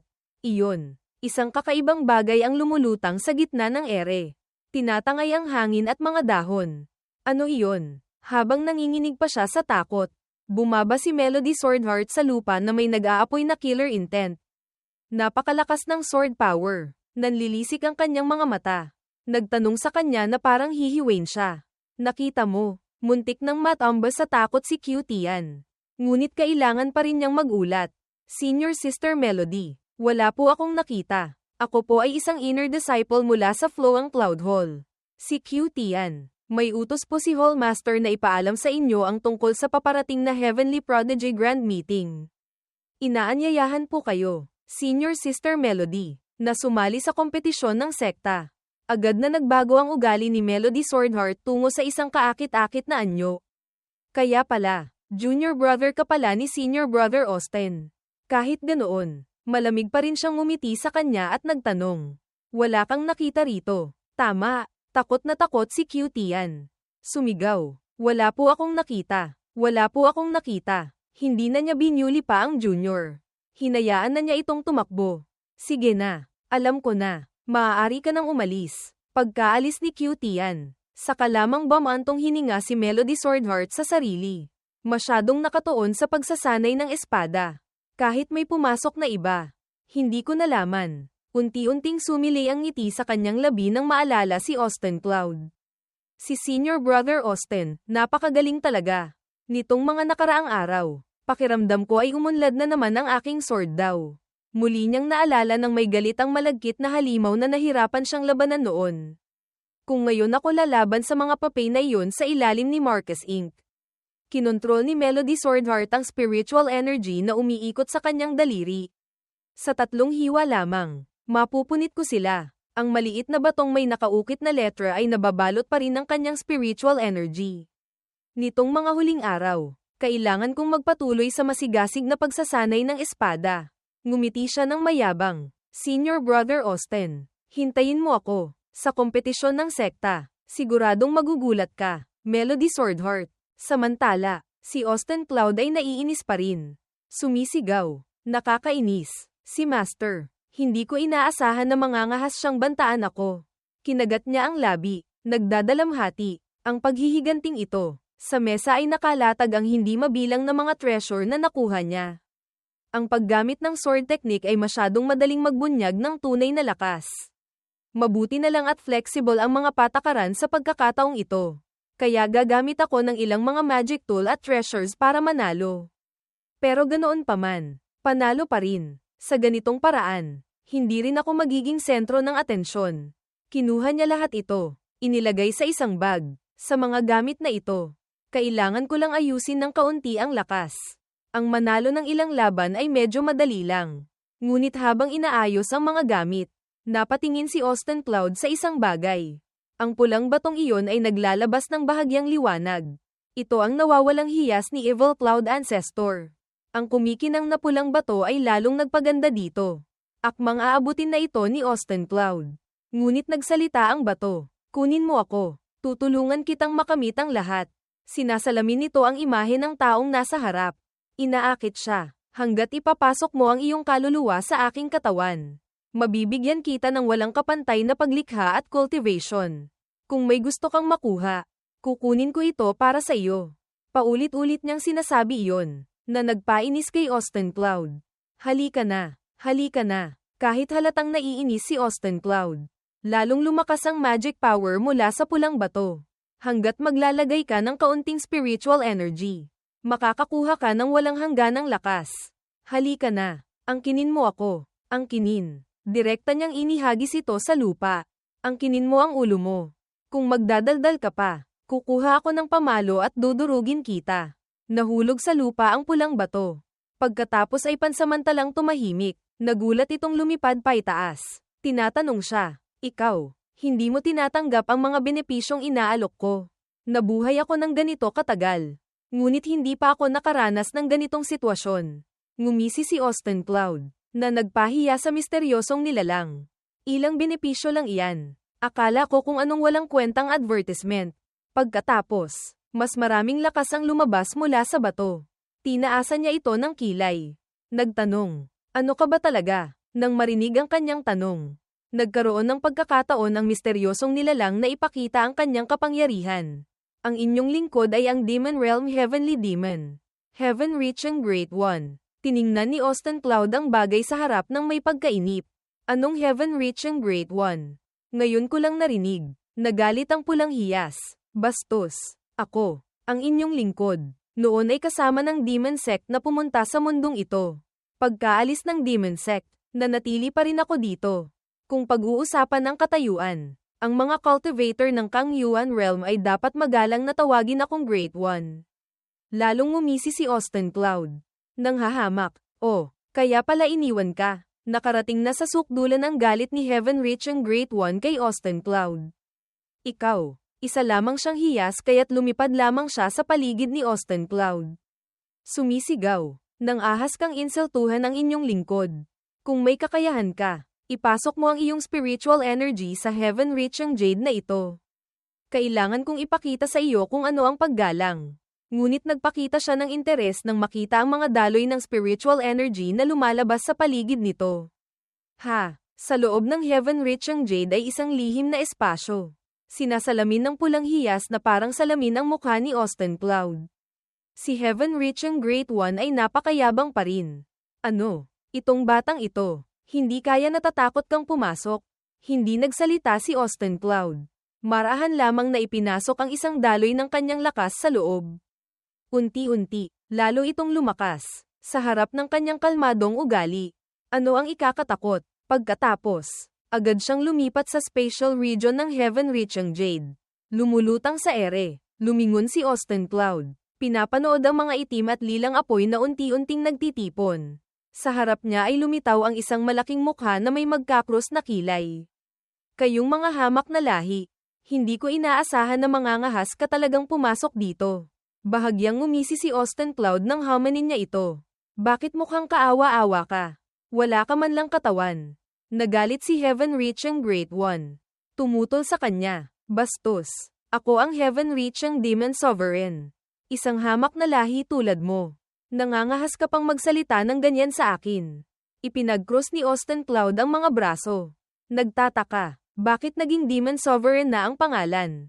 Ikaw, ipinaliwanag ng nasa harap niya. Tama na ang salita, ang Heavenly Demon ay ang lahi. Ang Demon Sovereign ay ang titulo. Ang Heaven-reaching Great One ay ang pangalan. Dahil naiinip, malaki siyang humikab. Bakit kailangang maging komplikado? Pagkatapos ay tiningnan ni Austin Cloud ang mga nagniningas na daloy ng spiritual energy sa paligid nito at binigyan ito ng pangalan. Nakikita ko, kulay lila ka sa labas. At isa ka pang heavenly demon. Kung gayon, tatawagin kitang Purple Devil. Ayos ba? Hindi nasiyahan dito si Great One Heaven Reaching. Hoy, ikaw, magsalita ka ng maayos sa iba. Tawagin mo akong Heaven Reaching Great One. Patuloy pa ring ngumingiti si Austin Cloud nang may panlilinlang. Sige, Purple Devil. Walang magawa ang matanda kay Austin Cloud kundi magmura. Walang hiya kang bata. Pagkatapos, ibinuka niya ang bibig na puno ng matutulis na ngipin. Binyantaan siya. HMPH. Makakapagyabang ka lang sandali. Ako ang namumuno sa espasyong ito. Akala mo ba, dahil nakapasok ka rito, makakalabas ka na basta-basta? Tinanong siya ng binata nang may pang-aasar. O, kung gayon, paano makakalabas dito? Biglang namutla si Heaven Reaching Great One. Lumingon sa ibang direksyon. Sumagot, una, kailangan ng aking pahintulot, ngunit sa ugali mong iyan. Ang palabasin ka ay isang bagay na hinding-hindi mangyayari. Ang matalas na mga mata ay lumingon. Nakatitig sa kanya. Nagpatuloy. Pangalawa, makipagpalitan ka sa akin. Kayamanan, magagandang babae, katayuan, cultivation level. Alin ang pipiliin mo? Lihim na tumawa si Austin Cloud. Pagkatapos, may kumikinang na mga mata. Nagmungkahi siya. Maaari mo ba akong bigyan ng mahabang buhay na 300 taon? At habang buhay na makakaiwas sa trabaho? Nang marinig iyon ni Heaven Reaching, nag-alangan siya. Pahabain ang buhay. Hindi ko kaya. Nang marinig ang sinabi niya, nagpakita ng dismayadong anyo si Austin Cloud. Walang silbi. Muntik nang sumabog sa galit ang matanda dahil sa pang-aasar niya. Ngunit pinigilan pa rin para makipagpalitan. May iba ka pa bang kahilingan? Sinubukang himasin ni Austin Cloud ang baba. Nag-isip. Pagkatapos ay nagsalita. O kaya naman, pwede bang maglabas ka pa ng ilang bagong volume para mabasa ko? Tulala si Heaven Reaching. Isang question mark ang lumitaw sa kanyang ulo. Ano iyon? Naghalungkat siya sa manggas. Iyon pala ay isang napakasikat na nobela sa labas. Kinamot niya ang ulo. Tumatawa ng masaya. Bukod pa riyan, si Master ko ang may akda ng librong iyon. Nanlilisik ang mga mata ni Heaven Reaching. Sumisigaw sa kanya. Sino ang magbibigay sa iyo ng ganyang klaseng kahilingan? Nakipagtalo si Austin Cloud sa kanya. Masyado kang walang silbi. 2 simpleng kahilingan lang. Hindi mo pa magawa. Naabot na ang hangganan ng pasensya ni Heaven Reaching dahil sa pang-aasar niya. Na nagtulak sa kanyang gumawa ng desisyon. Hinding-hindi mo ako tatawagin ng Heaven Reaching Great One. At ayaw mo pang makipagpalitan sa akin. Kung gayon, ikukulong kita rito magpakailanman. Patuloy siyang nagsasalita ng malakas. Na labis na ikinainis ni Austin Cloud. Hahayaan kitang mamatay sa takot at gutom. Hahayaan kitang maduraj ang laman at buto. Damaloy ang dugo na parang ilog. Biglang isang malaking kamay ang lumitaw at mahigpit na tinakpan ang kanyang bibig. Alam niyang spiritual energy iyon mula kay Austin Cloud. Kaya't labis siyang nataranta. Ikaw, paanong nahawakan mo ang aking spirit body? Ang 2 daliri niya ay nakataas.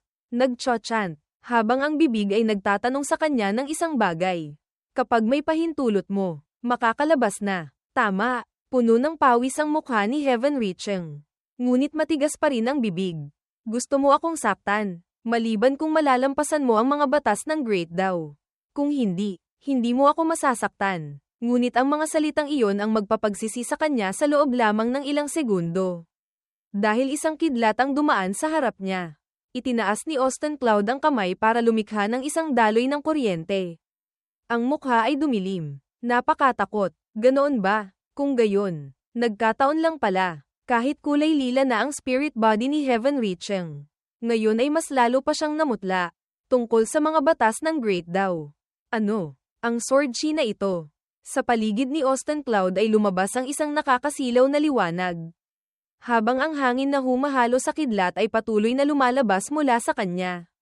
Mabuti na lang at may kaunti rin akong nalalaman tungkol dito. Agad siyang nakabalik sa labas. Ang banayad na hangin ay umikot sa paligid niya bago maglaho. Hawak ni Austin Cloud ang heaven-reaching jade. Nakangiti, hindi ko inaasahan. Sa pagkakataong ito ay nakapulot pa ako ng isang hindi inaasahang bagay. Naalala niya kanina, binugbog niya si heaven-reaching hanggang sa maluha itong isuko ang mga gamit. Great One Austin Cloud. Itong mga magic treasures na ito. Nasiyahan siyang sumagot. Pwede na. Agad niyang itinago ang hiyas sa loob ng kanyang damit. Nakaramdam ng mas kapanatagan sa mga magic treasures na ito mula kay Purple Devil. Hindi na kailangang mag-alala sa laban. Pagod na humikab si Austin Cloud pagkatapos ng matagumpay na pangingikil. 2 araw pa bago ang kompetisyon. Ngayon, kailangan kong samantalahin ang oras para magpahinga. Sa ibang lugar, malalim sa loob ng gubat, malamig na hangin ang umiihip sa bakanteng pasukan ng kuweba. Isang cultivator ang may ginagawang kaina-hinala habang nakaupo sa harap ng isang salamin. Sa loob ng salamin, umalingaw-ngaw ang boses ng isang tao. Sa kompetisyon ng sekta sa pagkakataong ito, gaano ka kasiguradong mananalo? Bamulong ang isa. Sumasagot, sa treasure na bigay ng inyong kamahalan. Ang makapasok sa top 5 ay hindi problema. Muling nagsalita ang misteryosong nilalang. Napakabuti. Noon, maswerte at dahil sa iyo bilang especially iya. Nabawi ko ang Blood Essence Pearl. Napakatapat ng cultivator. Nanunumpa, kung hindi dahil sa pagligtas ng inyong kamahalan noon. Hindi ako mabubuhay hanggang ngayon. Haharapin ko ang lahat ng pagsubok para sa inyong kamahalan. Tumawa ang boses nito. Talagang may puso ka. Muling pinaalala ng misteryosong nilalang ang kanilang kasunduan. Kapag nanguna ka sa Heavenly Prodigy Meeting, dadalhin kita palayo sa Asher Cloud Sword Sect. Kumunat ang kanyang mga mata. Pagkatapos ay nagsalita, inyong kamahalan. Huwag kayong mag-alala. Lumuhad ang cultivator sa harap niya. Nagpapahayag ng katapatan. Kahit ano pa ang kapalit. Siguradong tutuperin ko ang utos. Nang marinig iyon ng nilalang, ngumisi ito. 2 araw pagkatapos, sa Asher Cloud Sword Sect, maraming cultivator ang nagtipon sa palaruan. Ngayon ay talagang isang magandang araw. Mula sa mataas na plataporma, binati ni Elder Wen Jian ang mga disipulong tinanggap ng Asher Cloud Sword Sect nitong mga nakaraang taon. Ngayon, nagtipon kayong lahat dito. Ang kompetisyong ito ay hindi lamang para subukan ang inyong lakas sa paglilinang sa loob ng matagal na panahon, kundi mas mahalaga, para hanapin ang pinakamalakas na disipulo ng Asher Cloud Sword Sect. Ipinaliwanag din niya ang mga patakaran sa lahat ng kalahok, kumpara sa kompetisyon noong mga nakaraang taon. Sa laban sa pagkakataong ito, maaaring gumamit ng mga talisman, immortal medicine, treasures, o formations. Nakatayo si Ryan sa ibaba, nakikinig kay Elder Wen Jian. Labis na nasa sabik. Ang kailangan lamang gawin ng lahat ay maging malakas na kalaban at makamit ang pinakamataas na pwesto.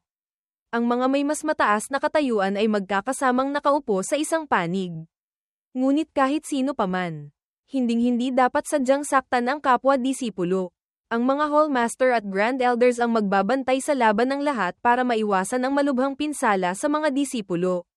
Itinaas ni Elder Wen Jian ang kamay para pakawalan ang kanyang spiritual energy. Kung gayon, pagkatapos nito, ang laban ng mga inner disciple ay agad na magsisimula. Ang kanyang teknik ay sumabay sa hangin. Lumilikha ng mga kumikinang na liwanag sa kalangitan. Unti-unti itong bumuo ng mga karatula na may nakaukit na pangalan ng mga kalahok. Pagkatapos ay lumipad ito pababa para tumama sa kani-kanilang may-ari. Ang jade tablet sa inyong kamay ang simbolo ng laban ng bawat isa. Natanggap na rin ni Ryan ang kanyang jade tablet. Binasa ang pangalang nakasulat dito. Jia Ling No. 1. Ilang ibang kalahok ay medyo naguguluhan matapos makita ang kanilang pagkakasunod-sunod. Yi Sanliu, Bing Sichi. Binuksan ang palaruan kasabay ng hudyat mula kay Elder Wen Jian. Ang mga may jade tablet na sabay na umilo ay aakyat sa entablado para lumaban. Agad na may 2 taong umakyat at humugat ng espada. Unang round. Zhang Ting ng Hidden Mirror Hall at Bison ng Blue Moon Hall. Umalingaw-ngaw ang sigawan mula sa ibaba. Go, go. Nakaupo si Lantong sa tribuna. Nasa sabik na nagtanong sa katabing si Dongjing. Hallmaster Dong, ano sa tingin mo ang dalawang inner disciple na ito? Ngumiti siya. May kaunting potensyal din. Biglang nagsalita si Guo na nasa tabi. Sa spiritual energy ng mga inner disciple. Napakakalma ng kanyang mukha, habang pinapanood ang laban. Nagkokomento. Ang laban ay pinakamatagal na kasing tagal lamang ng pag-inom ng tsaa. Ang labanan sa entablado ay napakatindi. Puno ng alikabok. Ang ibig sabihin ni Hallmaster Go ay ang Mangganguna. Patuloy silang naglalaban habang isang ibon ang lumilipad patungo dito para manood ng laban. Sa araw na ito ay malalaman na. Susunod. Inaanyayahan. Bumalik si Austin Cloud sa sekta ng palubog na ang araw. Ngunit nagpapatuloy pa rin ang kompetisyon. Susunod. Inaanyayahan. Susunod. Inaanyayahan. Nang kakaunti na lamang ang natitira. Saka lamang nagsimula ang tunay na laban. Kasama ang dalawang kilalang mukha, si Yang Kai ng Moon Spirit Hall at si Zin Ryan ng Wind Spirit Hall. Hawak ni Ryan ang espada gamit ang isang kamay. Nakatayo ng tuwid. Napakaseryoso. Ang huling laban sa pagitan ng mga inner disciple ay magsisimula na ngayon. Mula sa itaas, nakatingin si Austin Cloud. Medyo nagulat. Malapit nang matapos. Tiningnan niya ang kanyang matalik na kapatid na nakatayo sa entablado. Ngumiti siya ng mainit. Magaling. Junior Brother Ryan. Hindi ko inaasahan na talagang nakapasok ka sa huling round. Isang mapanganib na hiwa mula sa kalaban ang inilabas. Ginamit ni Ryan ang dalawang kamay para salagin ang pagbagsak ng espada ni Yang Kai. Tumalsik silang dalawa. Lumilikha ng isang hindi nakikitang presyon na nagpahanga sa mga tao. Zhang Ting ng Moon Spirit Hall ay nasa ikalimang antas ng Spirit Palace Realm. Tahimik niyang pinuri ang kanyang junior brother. Mas mataas pa ng isang antas kaysa kay Ryan. Sa sandaling ito, nakuha ni Ryan ang kalamangan. Walang tigil na inaatake ang kalaban. Kahit na ang mas mataas na realm ay nagbibigay ng nakamamatay na presyon. Ang sword technique ni junior brother Ryan ay napakapino. Sa pakikipaglaban sa core disciple, malinaw na nakakuha siya ng isa pang layer ng sword intent. Napakatatag pa rin ng kanyang tindig. Hindi nagpapakita ng anumang butas. Tinuruan ko lamang si Ryan ng ilang sword techniques. Pero nagawa niyang gamitin ito ng ganito. Umunlad kahit sa gitna ng labanan. Napaka-talented talaga. Kung maganda ang kanyang ipapakita, malaki ang posibilidad na tanggapin siya ni Hallmaster Feng Tian bilang core disciple. Muling iwinasiwas ni Yang Kai ang kamay. Itinaboy ang atake ng kalaban. Inilagay niya ang isang kamay sa likod. Itinutok ang espada sa harap. Nagmungkahi. Junior Brother Zin, sapat na ang pagsubok. Ilabas mo na ang iyong huling teknik para tapusin ang laban. Pinunasan ni Ryan ang pawis sa pisngi. Pagkatapos ay sumagot, sige, iyan din ang nasa isip ko. May hawak na talisman si Yang Kai sa kanyang mga daliri. Pagkatapos ay sinunog niya ito gamit ang kidlat para gamitin. Ang mga cultivator na nanunood ng laban ay napabulalas sa gulat. Soul Gathering Vitality Talisman. Ngunit sa maikling panahon, kayang sunugin ang spiritual energy at spiritual sense ng katawan. Magpakawala ng ganoong kalakas na puwersa. Gusto talaga ni Senior Brother Yang na gamitin ang ganitong uri ng spirit talisman na sumusunog ng bloodline. Hindi rin nagpatalo si Ryan. Kumuha ng isang pil. Mabilis niya itong nilunok. Agad na nawala ang pakiramdam ng pagod. Sa halip, malakas na sumabog ang spiritual energy. Ito ang explosive chi pill. Hindi ko inaasahan na may iba pang teknik si Junior Brother Zin. Kahit ikatlong grado lamang ito. Ang epekto nito ay masasabing katapat ng Soul Gathering Vitality Talisman. Nagsimulang gumalaw ng espada si Yang Kai ng napakatalino. Gamit ang Moon Spirit Sword Crescent Moon technique. Junior Brother Zin, mag-ingat ka. Hindi nagsalita si Ryan. Itinutok lamang ang lakas sa kanyang espada. Wind Spirit Sword Silver Dragon. Nagbanggaan ang dalawang daloy ng lakas. Naglaban ng matindi na parang pupunitan ng espasyo. Dumilim ang mga mata ni Austin Cloud. Tapos na ang laban. Naapektuhan pa ng dalawang atake ang paligid. Kaya't ang mga cultivator na malapit ay napapikit na lamang para umiwas. Makapal ang alikabok sa buong palaruan. Unti-unting lumitaw ang anino ng natalo. Si Ryan. Sugatan ang mukha. Itinusok niya ang espada sa lupa. Nagsalita, natalo ako. Nakatayo pa ring matatag si Yang Kai. Mapagkumbaba siyang nagsalita sa batang disipulo. Mas lamang lang ako sa iyo ng kaunting spiritual energy. Bahagya rin siyang nasugatan. Bukod pa roon, kailangan niyang huminga habang nagsasalita. Kung pareho tayo ng realm, hindi katakataka kung matatalo ako. Nagulat na tumingala si Ryan. Talaga, biglang naalala niya ang mukha ni Austin Cloud. Senior Brother Austin, kung wala ang iyong gabay, habang buhay kong hindi maaabot ang sword daw na ito. Ang huling anunsyo ay umalingaw-ngaw na. Ang labanan sa pagitan ng mga inner disciple ay nagtapos na. Ang nagwagi ay si Yang Kai ng Wind Spirit Hall. Umalingaw-ngaw ang pagbati mula sa ibaba. Binabati kita, Senior Brother Yang. Magaling din si Junior Brother Zin. Tinaasan ng kilay ni Elder Wen Jian. Nagkomento. Talagang dalawang talentadong disipulo. Lumingon siya. Nagsalita kay Yuzin. Isang matatag ang pundasyon. Isang mas may talento. Pareho silang may karapatang maging core disciple. Fairy Yuzin. Ipinapasa ko na sa iyo. Marahan niyang itinuro ang daliri. Ipinadala ang kanyang spiritual energy. Ito naman talaga ang aking tungkulin. Parehong nabuhayan ng loob ang dalawa. Napabulalas. Ang mga sugat at spiritual energy, parehong bumalik na. Nagsalita ang tagapamahala ng laban kay Yang Kai. Ikaw ang nanguna sa kompetisyong ito. Ayon sa patakaran, maaari kang pumili ng isang core disciple na gusto mong hamanin. Kung mananalo ka, papalitan mo ang kanyang posisyon bilang core disciple. Nag-alinlangan siya sandali, pagkatapos ay nagsalita, pinipili ko, tulad ng inaasahan ni Austin Cloud. Napunta sa kanya ang tingin. Si Austin Cloud ng Flow ang Cloud Hall. Ang ibang mga disipulo ay mahinang nagbulungan. Si Senior Brother Austin, bilang core disciple. Pero ang kanyang lakas ay nasa pinakamababa sa Heavenly Prodigy ranking, ika-6 na antas lamang ng Spirit Palace Realm, marahil siya ang pinakamahinang core disciple ng Asher Cloud Sword Sect. Si Senior Brother Austin, siguro ang pinakamahinang core disciple laban sa nangungunang inner disciple. May magandang palabas na mapapanood. Bumaba si Austin Cloud sa entablado. Array. Ang bilis naman. Ako na pala ang lalaban. Magalang pa ring yumuko si Yang Kai sa kanya. Senior Brother Austin. Sana po ay magbigay kayo ng gabay. Nasiyahan si Austin Cloud. Magaling. Magaling. Biglang bumantong hininga si Ryan na nasa tabi. Pagkatapos ay nagpaalala kay Yang Kai. Senior Brother Yang. Mag-ingat ka. Medyo nalito siya. Ha? Ano ang ibig sabihin ni Junior Brother Zin? Bakit parang may masamang pakiramdam ako? Tungkol naman kay Austin Cloud. Nakangiti pa rin siya ng napakabait. Ha? Lumipad ang mga ibon sa itaas nila. Kasabay ng boses ng tagapamahala ng laban.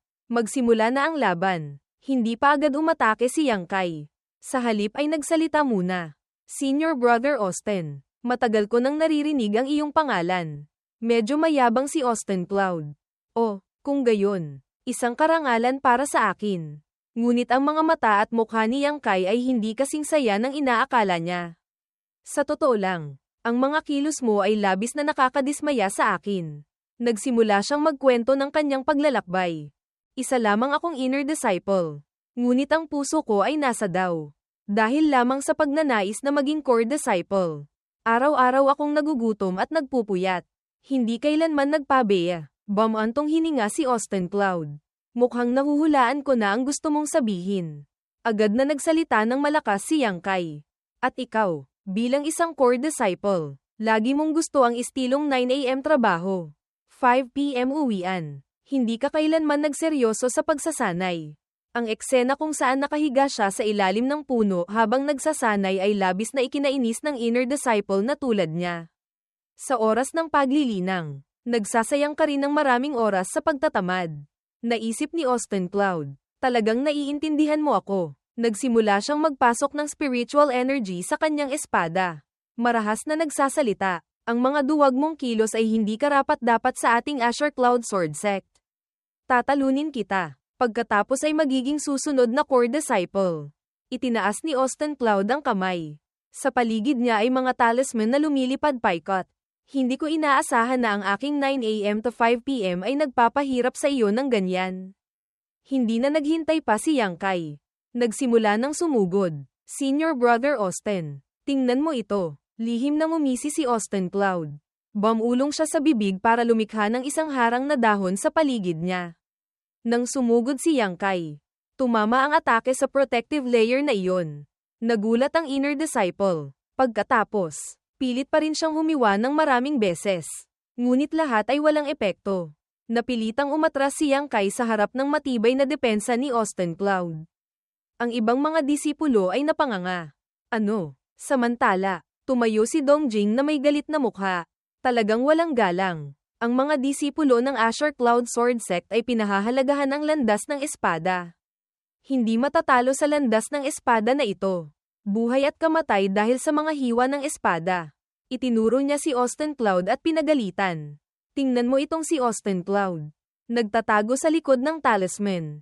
Ang ganitong kilos, may karapatan pa ba siyang magsanay ng espada?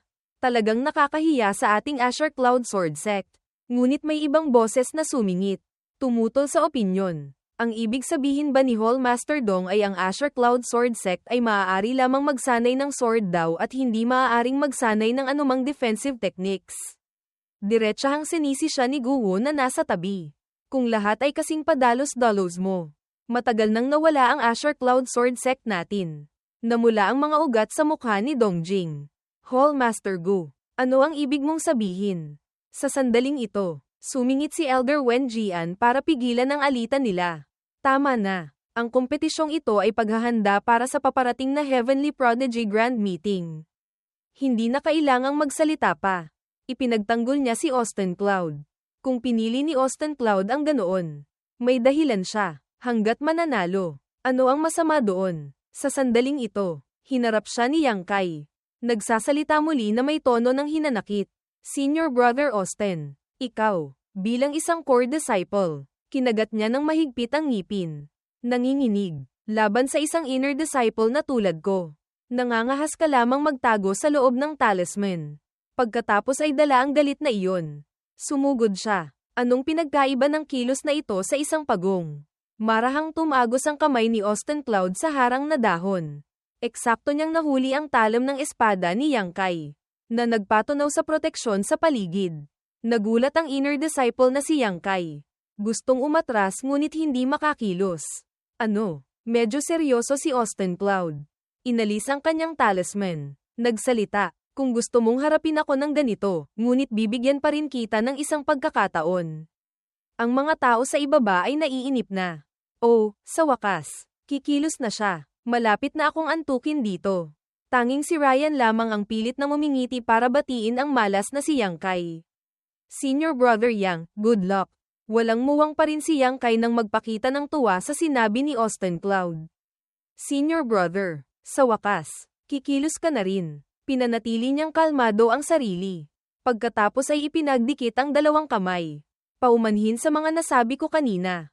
Medyo walang galang. Sana hindi ninyo dinamdam. Senior Brother, palakaibigang nagsalita rin si Austin Cloud. Ang mga bagay kanina, kalimutan na natin. Naiintindihan ko. Isang hindi gaanong masayang ngiti ang sumilay sa kanyang labi. Ngunit ang kanyang mga salita ay napakamapagpatawad pa rin. Maliit na bagay lang iyon. Siyempre hindi ko didibdiban. Muling itinutok ni Yang Kai ang kanyang spiritual energy sa espada. Kasabay nito ay lumikha ng hindi mabilang na iba pang malalaking espada. Kung gayon, sana magbigay kayo ng gabay. Senior Brother. Pagkatapos, naglabas si Austin Cloud ng isang fire talisman. Hawak ito sa kamay. Nagulat ang ibang mga disipulo na nakatingin. Anong talisman iyan? Ngayon ko lang nakita. Pagkatapos, ang kanyang talisman ay lumikha ng hindi mabilang na mga bolang apoy na lumulutang sa ere. Ang bilang ay patuloy na damadami at lumalakas, na nagpatakot sa mga nanunood. Isang talisman lamang, pero hindi inaasahang makapaglalabas ng ganoong karaming spiritual energy. Unang tumama ang mga sword strike ni Yang Kai sa mga bolang apoy. Ngunit parang hangin lamang itong dumaan at natunaw. Ngayon, nagsimula ng matarante si Disipulo Yang. Mahigit kalahati pa ang natitira. Paanong nangyari ito? Itinuro ni Austin Cloud para utusan ang mga bolang iyon na lumipad. Nagtipon sila para maging isang napakalakas na agos. Bumabagsak kay Yang Kai. Hindi siya makaiwas at wala ring defensive technique. Kaya't napasigaw na lamang siya. Lalabanan ko ito. Dumura siya ng isang bibig ng dugo. Inilipat ang kanyang spiritual energy. Naging kulay pula. Tumalsik ang dugo sa espada. Kasama ang bagong lakas. Kaya't lalo itong lumakas. Hamampas siyang kay ng paalang sa haligi ng apoy. Ngunit masyadong malaki ang agwat ng lakas kaya't muli siyang natalo.